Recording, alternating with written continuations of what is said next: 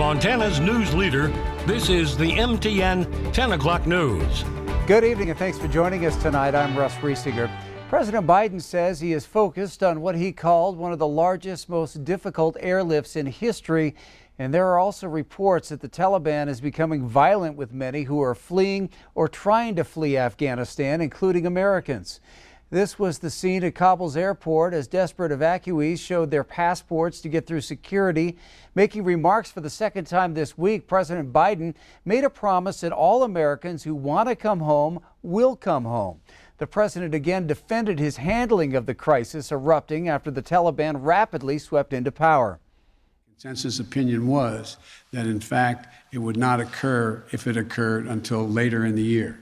So it was my decision. We have Americans and our allies all over the country in great danger right now. So that's the number one priority.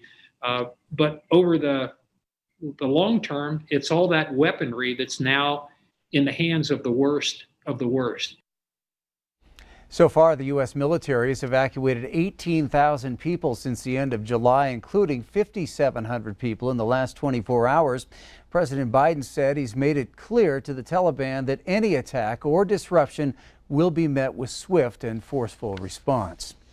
The U.S. is extending travel restrictions for visitors from Canada and Mexico until September 21st.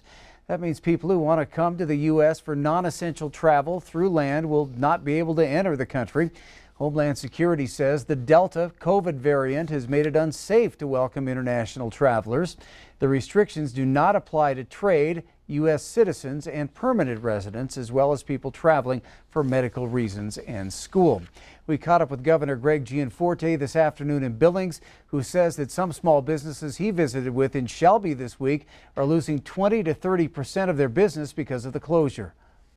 I've joined with the premiers of Alberta and Saskatchewan and other Western governors to call on the Biden administration and the Trudeau administration to safely reopen the border. It's time. Both of Montana's U.S. senators have been critical of the closure. Democrat John Tester saying, "I disagree with the Biden administration's decision to keep the northern border closed. Montanans depend on cross-border trade and travel to meet their bottom lines and keep their businesses afloat, as well as to stay in contact with family and friends in both countries who haven't seen each other in person for more than a year." The recent rainfall and record-breaking cooler temperatures already making a positive impact on our city water system. City officials announced this afternoon that water restrictions are rescinded in Billings. Q2's Andrea Lutz has the story.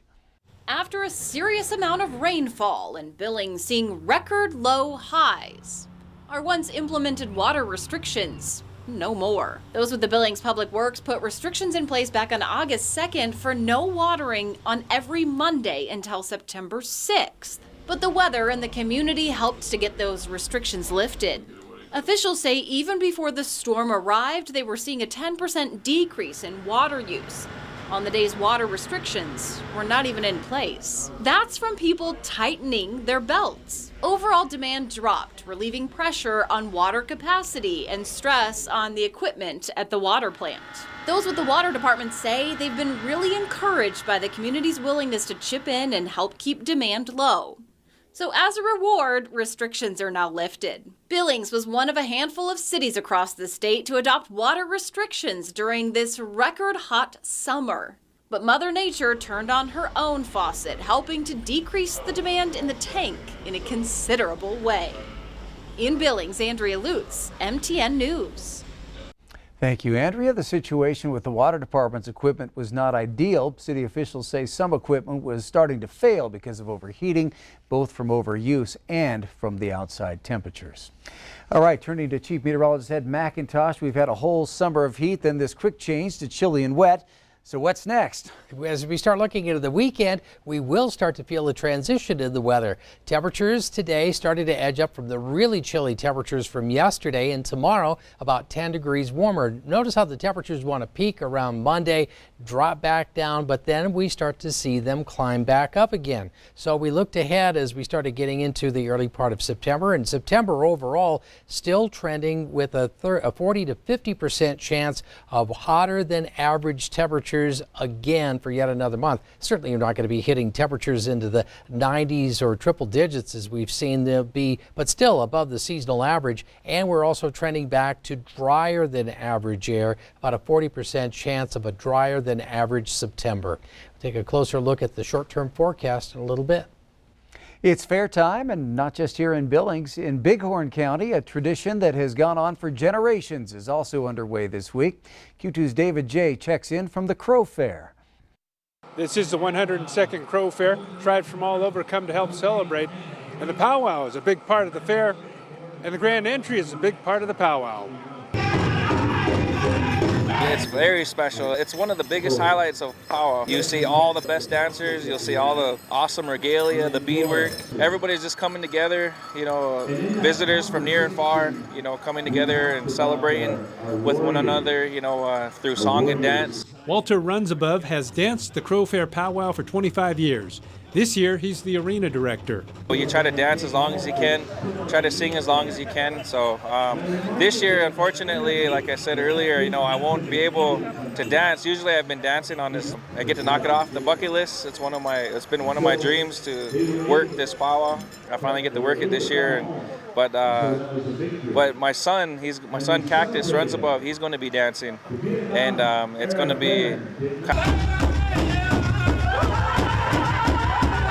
Navajo country to Potawatomi country, Blackfeet, Cheyennes, Assiniboines, Gros-Ventres, there's a lot of different tribes represented here.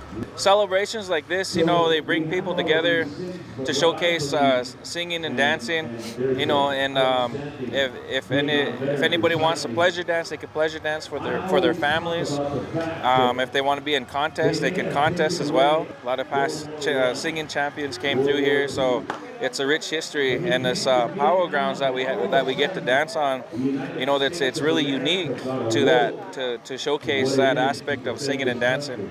In Crow Agency, David J., MTN News. Dig It Days, the event that hopes to inspire young children to become heavy equipment operators, is now in its second year and at a new location at Montana Fair in Billings. And even a bit of rain over the past 2 days couldn't stop the kids and a handful of adults from having some dirt-filled fun. And besides, a little rain makes the dirt more fun to play in, right? Dig It Days took over 8 acres of space at Metro Park over the course of Thursday and Friday. Kids could dig for treasure buried throughout a mountain of 360 tons of sand. People could see, touch, and explore all sorts of heavy machinery, including this giant dump truck, shipped to Billings in pieces from the mine in Colstrip. But perhaps the best part?